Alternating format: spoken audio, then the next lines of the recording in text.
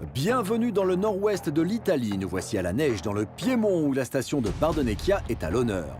La Coupe d'Europe FIS de ski cross vient poser ses spatules sur des pentes idéalement taillées pour la pratique.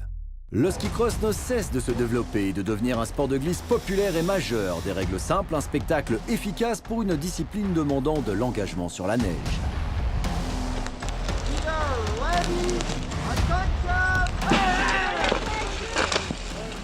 Le règlement est simple, les skieurs s'élancent d'abord seuls en piste pour se qualifier. Les 32 meilleurs temps seront retenus et iront ensuite s'affronter en poule, cette fois-ci à 4 sur la même piste. Des courses intenses et spectaculaires, les 2 meilleurs garçons ou filles de chaque run se qualifient pour le tour suivant jusqu'à la grande finale.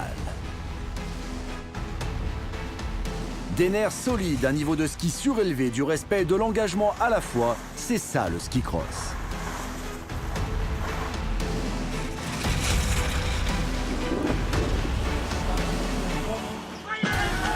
Le nombre de pratiquants s'accroît, les courses se multiplient et entre les coupes nationales et la Coupe du Monde, un circuit de Coupe d'Europe écume les plus beaux tracés européens. Celui du jour est rapide et technique à souhait, le tout dans des conditions de vision délicates. La tension monte avant les départs du jour.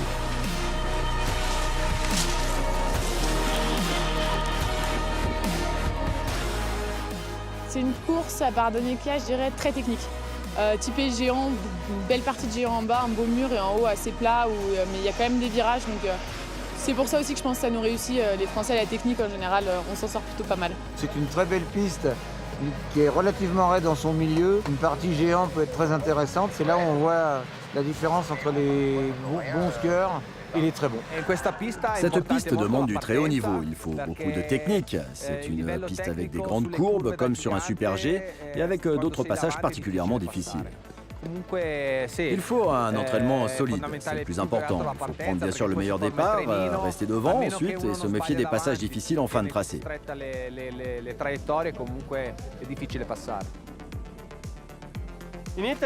En Italie, il y a de plus en plus de skieurs intéressés par le ski cross en ce moment. Il y avait une grosse équipe en ski alpin et au fil du temps, il a été nécessaire de mettre sur pied une équipe d'Italie de ski cross.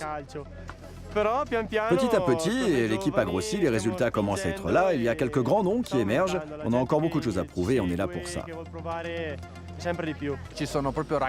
Il y a de plus en plus de jeunes gens intéressés par le ski cross ici, qui veulent directement pratiquer cette discipline. C'est important pour notre sport, on voit le niveau monter dans nos équipes, ça rend le ski cross encore plus populaire et c'est bon pour tous.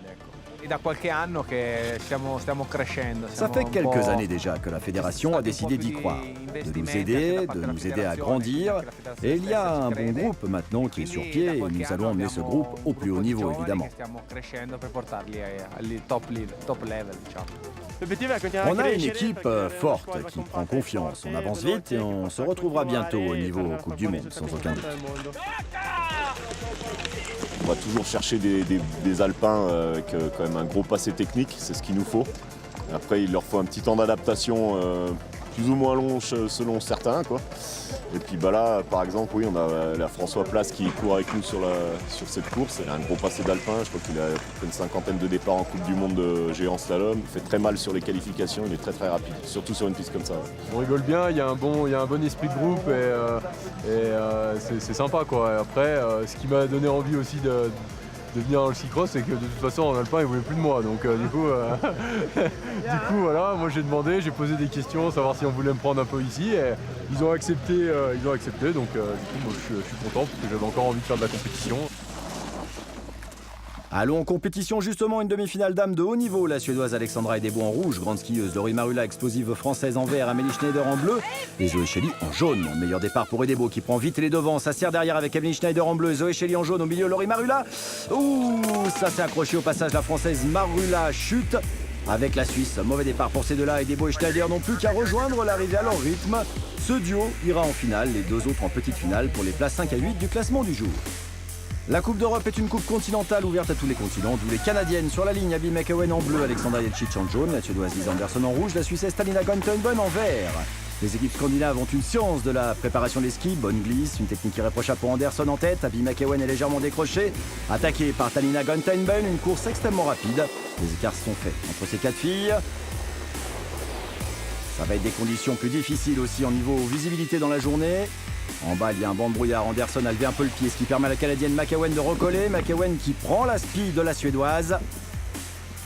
Ça lui permet de coller à la tête et de distancier Gantenbein, la troisième. On le voit, la pas de prise de risque, hein. Inutile entre les deux premières. Elles ont décroché leur poursuivante et se savent qualifier pour aller en finale si elles maintiennent leur avance.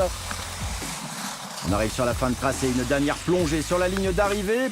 Prise dans les nuages, la ligne, et c'est réglé. Anderson et McEwen se qualifient pour la grande finale haut la main.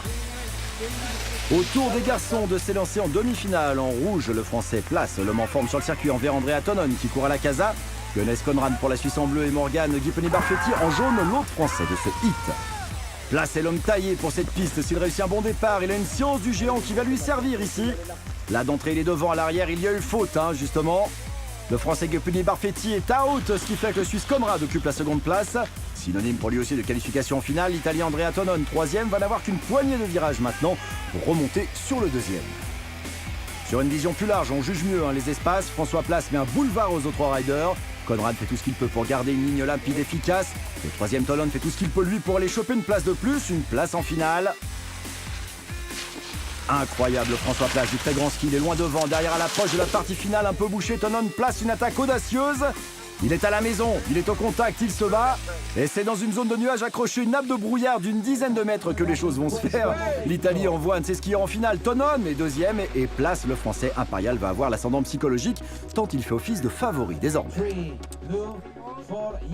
Deuxième demi-finale du jour, en rouge, Yuri Duplessis, en vert, Eric Moberg, Zach Belgic pour le Canada est en bleu, Yannick Gunch pour l'Italie court en jaune. Ouch, énorme départ du Français Duplessis en rouge derrière. Il prend la spie envers Eric Moberg. Gunch en jaune court à la maison.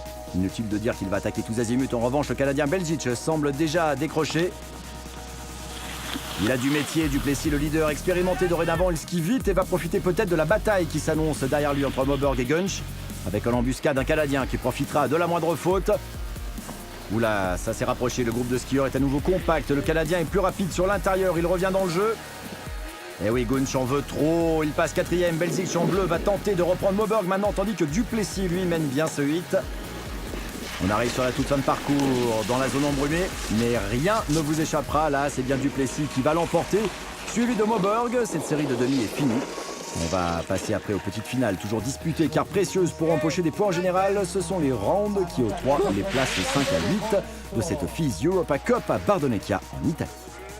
Une petite finale avec deux représentantes suisses. Talina Gantenbein en rouge et Zoé Chély en jaune. Alexandra Velchi, la Canadienne, est en bleu et Laurie Marulaz, la Française, est en vert. C'est cette dernière qui part fort sur le côté, mais elle va partir un peu trop fort et direct à la faute, alors qu'elle faisait partie des favoris de ce hit. Velchi, la Canadienne, se retrouve prise dans un sandwich suisse, mais va parvenir à s'extraire de la masse. En jaune, on la voit en bas de l'écran. Zoé Chély aussi a fauté, entraînant la Canadienne à sortir du tracé. Talina Gantenbein est seule en piste. Une petite finale expédiée rapidement. Un scénario de course assez rare. La Suède en force dans cette finale dames. Alexandra Edebo est en rouge, Lisa Anderson en vert. Elles vont batailler avec Amélie Schneider en bleu et Abby McEwen en jaune. D'entrée, les deux Suédoises s'installent aux commandes. Intelligemment, elles ne se gênent pas. Amélie Schneider est décalée en bleu, elle a du mal à passer l'autre parcours. Et elle va se faire prendre sur le premier intérieur par McEwen en jaune. Lisa Anderson devant 6 premières places de suite en Coupe d'Europe. Auteur d'une incroyable saison, elle vole vers la ligne. Derrière elle, sa compatriote Alexandra Edebo, 6e à Val Thorens sur la même tournée cette saison. Mais la Canadienne reste aussi en embuscade derrière. C'est une nation phare, le Canada du ski cross avec McEwen. Manque de vigilance chez Edebo. McEwen aime le mouvement de terrain italien et ça se voit. Un bel intérieur qui va lui permettre de chipper la seconde position à la suédoise. Tandis qu'Anderson s'envole devant. Elle va s'octroyer une nouvelle victoire en Europa Cup, surclassant largement la concurrence round après round. Allez, une belle arrivée dans les cieux piémontais. Dommage pour Amélie Schneider, la Française. Elle aussi réalise pourtant une très bonne saison. Confirmation de saison exceptionnelle pour Anderson que l'on devrait retrouver sous peu en Coupe du Monde. Je crois qu'aujourd'hui, j'ai fait la course parfaite. J'ai réussi tous mes starts et tous mes hits les uns après les autres. C'est sûr, je les mérite pas, mais bon, une fois qu'on est en finale, c'est pas pour faire quatrième. Voilà, médaille en chocolat. J'adore le chocolat, mais j'en veux pas, donc voilà. On embraye sur la petite finale homme du beau monde avec en rouge Johannes Conrad, le Suisse, en vert Zach Belgic, le Canadien, en bleu Morgan Guiponi-Barfetti, le Français, en jaune l'Italiano Yannick Gunch. En rouge, Conrad semble avoir pris le meilleur départ. En jaune, Gunch mal parti replonge dans le tas. Belcic et Guiponi Barfetti sont à la bataille sur ce haut de parcours. Et là, Conrad, on voit, manque un peu de vitesse devant. Le Français Guiponi Barfetti est sur lui, toujours à la lutte avec Belzic. Le Français doit à la fois se défendre de ce qui arrive derrière et attaquer devant. Dur travail. Le Canadien, lui, s'en tire bien, remonte même sur Conrad en tête. Il va falloir accrocher les virages, ne pas laisser la moindre opportunité. Ouh là là, grosse course du Canadien en vert qui passe en tête sur les virages du bas. Conrad est deuxième. Loin derrière, on retrouve Gunch et Guiponi Barfetti à quelques longueurs. On sent qu'il est piqué au vif, Conrad, et fait tout pour reprendre le contrôle de la course, mais ça semble trop tard. Le banc de brouillard final s'approche à toute vitesse. Conrad va l'emporter devant Belzic, Guiponi Barfetti et Gunch.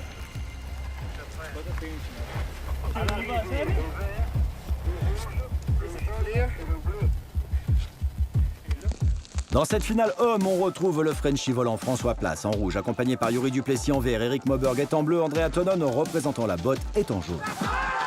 D'entrée de jeu, en rouge et vert, le duo français Place Duplessis réalise un départ explosif. Seul en bleu sur le bord de tracé semble tenir bon l'Italien, lui se retrouve quatrième. Ce sont presque les deux Français qui se gênent à l'entrée du premier virage. À nouveau, François Place qui montre ses qualités de géantiste, un avantage sur cette piste avec des courbes taillées comme sur un tracé alpin, avec quelques menus obstacles, virage relevé, mouvement de terrain en plus. Derrière lui, Yuri Duplessis est en bonne position, beaucoup de vitesse, mais en bleu, le troisième temporaire du round, Eric Moberg, le Suédois, est quasiment sur ses skis à la colle. Gunch est quatrième en embuscade. Sur cette succession de virages, on voit un Place royal loin devant, il choisit la ligne idéale, esquive vite. Derrière, ça se frictionne un peu. Duplessis en vert tient bon, Moberg se fait prendre par Tonon qui veut un podium à la maison. On est en fin de tracé, doublé français à venir. Pour Place, c'est la consécration, c'est sa première saison ski cross, il s'était déjà fait remarquer à Valto en début de saison. Victorieux, auteur de podium en série, large victoire. Seconde marche pour Yuri Duplessis Cargomar, l'Italie pose enfin un ski crosseur sur un podium en Italie, à Bardonnecchia. Malgré les conditions difficiles aujourd'hui, c'est vraiment pas mal, je suis bien content. Et en espérant que ça continue la suite quoi. Ainsi se clôt cette étape FIS de Coupe d'Europe de ski cross à Bardonnecchia. Rendez-vous sur la neige plus tard, plus loin, plus freestyle encore et viva Italia!